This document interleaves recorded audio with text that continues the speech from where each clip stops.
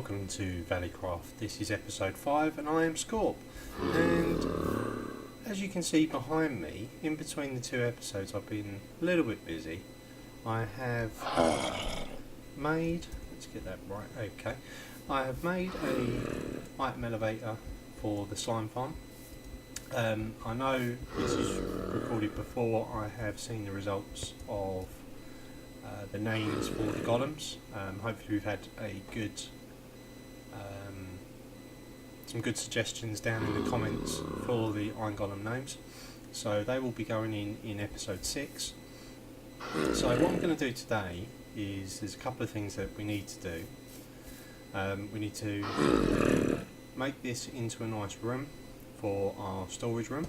I'm going to adjust this slightly, and we're going to have 4 chests on the bottom. We're going to have a walkway, and then 2, 3, 4, 5 chests at the top, and we'll have an item filter for each row of 5 chests, and then we'll have a row, we'll wrap that round the room, and then we'll come down and then back round onto this row, and we'll have another filter in here for these chests, or we'll make these miscellaneous chests, ones that aren't sorted or whatever. I haven't really decided exactly how we're going to do that yet. However, the mob farm has been going really well. I've done some lighting of the caves, so as you can see there, we've got loads of iron chests. Second chest not doing too bad. Third chest really coming along now. Just chuck those in there, and then we've got all our rock flesh in there. That needs to come out. Put these into the chest. Let's chuck that book back. So, also what we're going to do is we're going to turn subscribe back into a normal villager instead of a zombie villager, and we're going to move some of the villagers from the village just over the back of the slime farm over there, or over there, sorry, and we're going to make ourselves a villager breeder and possibly an iron farm as well, just so we've got, so whenever we're working over here we've got 2 iron farms loaded up, this one and the one in the spawn chunks, because we're going to be using a lot of iron for the hoppers and for all the iron golems down there. Okay, so I think first things first, let's start constructing a villager breeder. We'll make out an area where we're going to put the iron farm, which hopefully will have high enough so we can join into this hopper chain that's going to go around the outside of the building. Maybe even put it on top. And yeah, we'll go from there. So I'm going to get cracking. I might build the walls of the storage system so we know roughly where we're going to be, and I'll see you once that's done. Okay, so I have made ourselves a piston door to get into the storage area. I've set up the item sorter up here, and we've set it so we've got bones, we've got rotten flesh, gunpowder, arrows, string, slime balls, and that's everything there. I've had to fix the item elevator for the slime balls because we had a little problem down there, and added a second minecart to the collection system. I've brewed up a potion of weakness so we can get Mr. Subscribe here no longer a zombie and make him a normal villager once I've made this area safe. Yeah, so progress is coming along now, so I will see you once we've done a bit more.